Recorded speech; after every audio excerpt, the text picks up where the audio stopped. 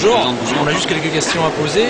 Dans votre journal télévisé du 10 juin 2008, vous avez notamment, c'était en pleine période du vote irlandais, où vous avez dit à propos du vote qu'une certaine méfiance avait remplacé la reconnaissance à propos des subventions européennes qu'avait obtenues l'Irlande. Et nous, la question qu'on se pose, c'est qu'est-ce que sous prétexte qu'ils ont reçu des subventions, ils doivent obligatoirement voter oui à l'Europe. Et on n'a pas forcément reconnu une neutralité journalistique durant le reportage qu'elle est effectivement là-dessus. Est-ce que vous avez subi des pressions pour dire ça ou... Non, j'ai pas subi des pressions pour dire ça. Et je pense pas d'ailleurs que c'était le sens de ma phrase. Non, mais on a bien vérifié le reportage hier soir. Je pense pas que le sens c'était voilà comment doivent voter les Irlandais. Ouais. Je pense simplement que si un peuple a peut-être un rapport compliqué avec l'Europe et avec Bruxelles, ça ne va pas encourager l'adhésion à ce que propose ensuite Bruxelles. Ouais. Vous voyez, ça me paraît. Après, c'est bien ou c'est mal, chacun se fait son idée. C'est pas à moi d'en juger. Mais voilà, effectivement, je pense que ce n'est pas de nature à favoriser l'adhésion de ce que propose Bruxelles. Et juste une autre question à propos notamment du conflit israélo-palestinien. On remarque toujours dans les journaux télévisés qu'il y a une très grande partialité dans le traitement d'informations. Le temps d'expliquer les faits, en fait, il s'est systématiquement aligné sur le service des communications de l'armée israélienne.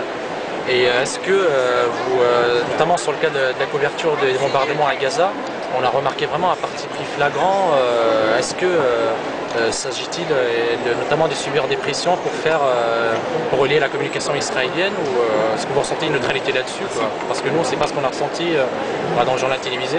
Vous, c'est pas ce que vous ressentez, mais rassurez-vous, je reçois exactement les remarques exactement inverses de l'autre camp qui nous disent on a remarqué que vous étiez très partial et pro-palestinien, Charles Anderlin, etc. Donc rassurez-vous, il y a autant de gens qui râlent d'un côté que de l'autre. Monsieur Pujadas, je veux demander par rapport aux attentats du 11 septembre.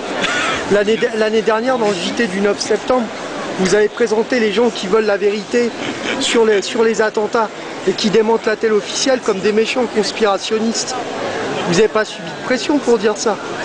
Parce que nous, depuis le 11 septembre 2001, tout ce qu'on a, c'est des mensonges. Et s'il n'y avait pas des gens pour relayer les mensonges de la thèse officielle comme vous à la télé, on n'aurait pas 8 ans de mensonges. Oui, mais ça fait 8 ans de mensonges, monsieur Pujadas. Et là, vous n'avez pas subi de pression. Dire que les attentats n'ont pas existé, c'est votre opinion. On n'a jamais dit ça, qu'ils n'ont pas existé. À quel moment j'ai dit ça, monsieur Pujadas?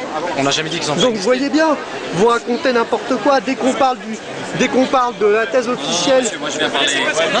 Dès qu'on essaye de démonter la thèse officielle du 11 septembre, vous êtes sur vos gardes. Il y a des gens qui signent, il y a des gens qui signent des livres là. Monsieur, allô? Et les gens, ils disent pas l'attentat, ils disent que Il y a des gens qui signent des livres là. Ça fait des années qu'on subit le mensonge, monsieur.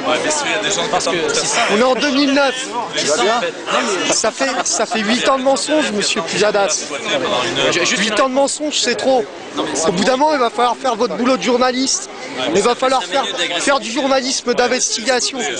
Le journalisme d'investigation, monsieur Pujadas, il est où? Il est où le journalisme d'investigation? Nous, on veut du journalisme d'investigation. La vérité sur le 11 septembre.